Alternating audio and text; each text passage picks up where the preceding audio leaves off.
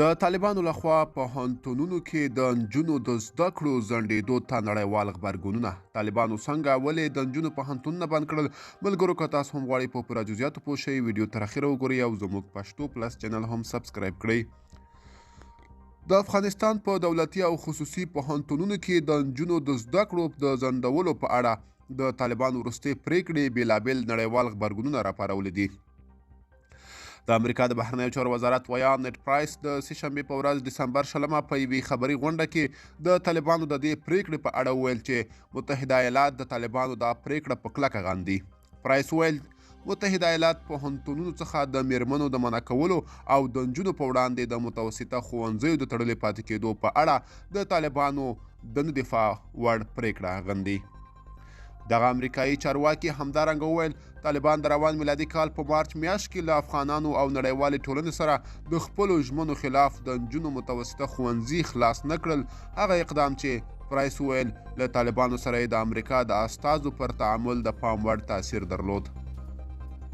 د ښاغلي پرایس په وینا طالبانو په هغه وخت کې ادعا کړې وه چې له شپږم ټولګي څخه پورته د نجونو د ښوونځیو د تړل کېدو دلیل د پروسینجرونو پورې اړوند مسایل دي او ډیر ژر به بدل شي، خو موږ اوس د دې خلاف اورو. دغه امریکایي چارواکي وروسته له هغه دا څرګندونې وکړې چې د طالبانو د لوړو زده کړو سرپرست نظام محمد ندیم پوهنتونونو ته د یو مکتوب په استولو سره اماراتي او خصوصي پوهنتونونو ته ویلي چې د کابینې د پریکړې له مخې د وناسو تحصیل تر امر ثاني پورې معطل کړي. د پراس په وینا د طالبانو دا ډول پریکړه به ډیر ژر د افغانستان 50 سلنه نفوس له متوسطه برخې څخه پورته زده کړو څخه محروم کړي. هغه زیاته کړه چې د زده کړو حق یو نړیوال بشري حق دی او د نجونو زده کړې پراختیا او اقتصادي ثبات لپاره یو ضروري امر دی. پرایس همدارنګه خبرداری ورکړ دا د نه منلو وړ موقف به طالبانو ته ډېرې پایلې ولري او طالبان به له نړیوالې ټولنې څخه ډېر بیګانه کړي او له هغه مشروعیت څخه به چې هغوی یې هیله لري انکار وشي. د افغانستان لپاره د ملګرو ملتونو ځانګړی ګزارشګر ریچارډ بین هم پر یوه ټویټ د طالبان د اقدام غندلی دی.